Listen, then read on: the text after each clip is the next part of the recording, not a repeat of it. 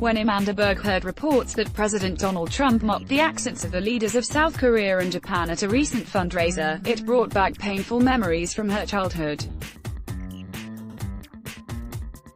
Advertisement. Berg, a Korean-American who grew up in Fort Collins, Colorado, recalled kids doing the stereotypical pulling at the eyes and the mocking accent. It made her feel like she was a foreigner in her own community. Berg, a registered Democrat, is among a growing and crucial bloc of Asian American voters leaning further to the left in the age of Trump, and his stunt, reported by the New York Post, angered her and many others. It empowers people who would be predisposed to doing that kind of thing anyway, said Berg, a high school English teacher in Denver. And it makes it acceptable to be openly, increasingly discriminating.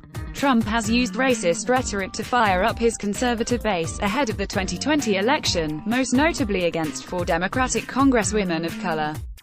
Telling them to go back to their home countries triggered widespread outcry last month, but his reported mocking of Asian accents garnered a more tepid reaction. Some worry the frequency of Trump's racially offensive remarks makes them easier to shrug off, a concern that could weigh on an Asian American voting group that's only growing in power.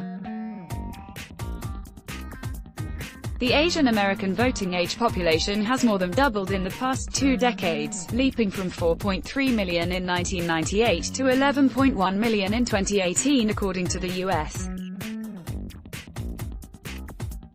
Census Bureau. A majority of those new voters leaned Democratic. By 2016, some Asian ethnic groups that had leaned Republican shifted into the Democratic camp, said Natalie Masuoka, an associate professor of political science and Asian American studies at the University of California, Los Angeles.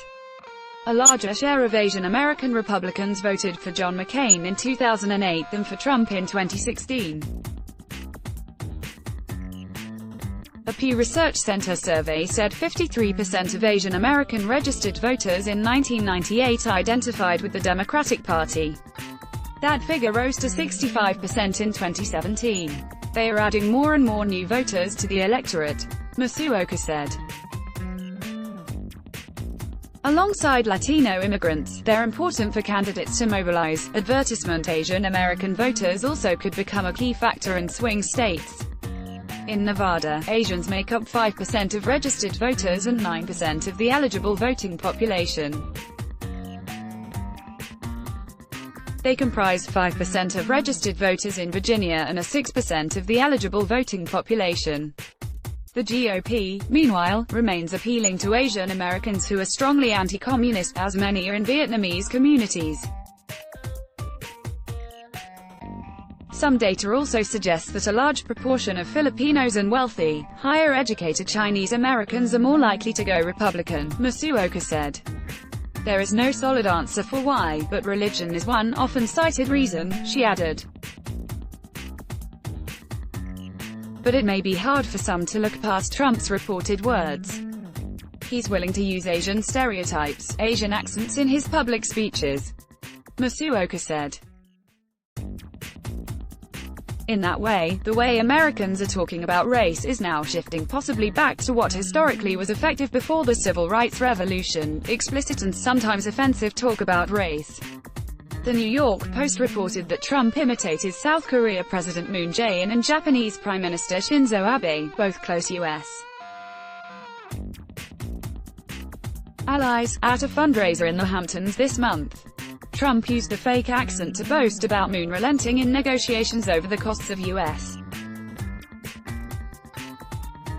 military aid to South Korea and when rehashing talks with Abe about trade tariffs, according to the newspaper. Trump has imitated Asian people before. At an August 2015 campaign rally in Iowa, he talked about his ability to deal with Asian negotiators and used broken English, saying, "When these people walk into the room, they say, 'We want deal.'" In the past, such comments have led to outrage. In 1995, then New York Senator Alphonse D'Amato used a faux Japanese accent when discussing O.J. Simpson trial judge Lance Ito, who is Japanese American, in a radio interview. The Republican senator's apology was criticized at the time by the Asian American Defense and Education Legal Fund.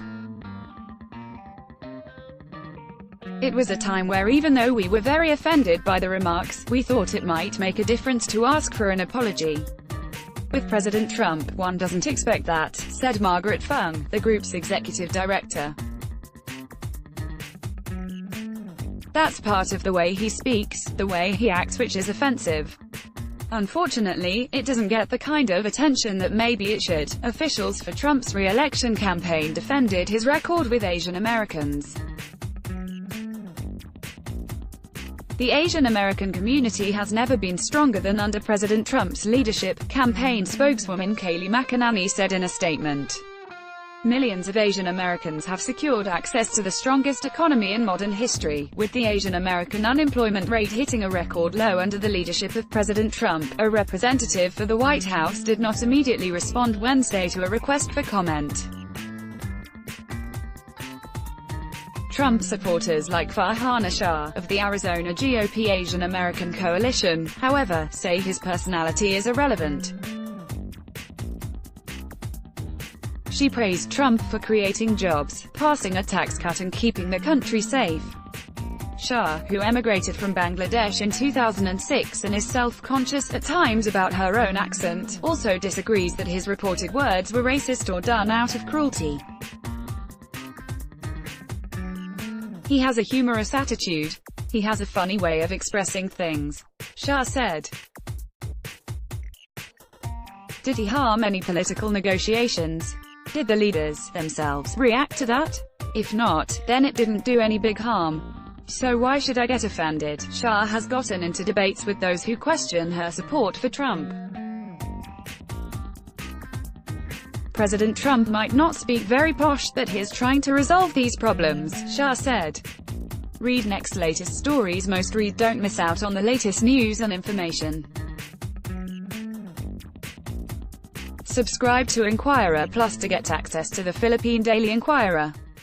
Call 896-6000. Let's block ads. Why?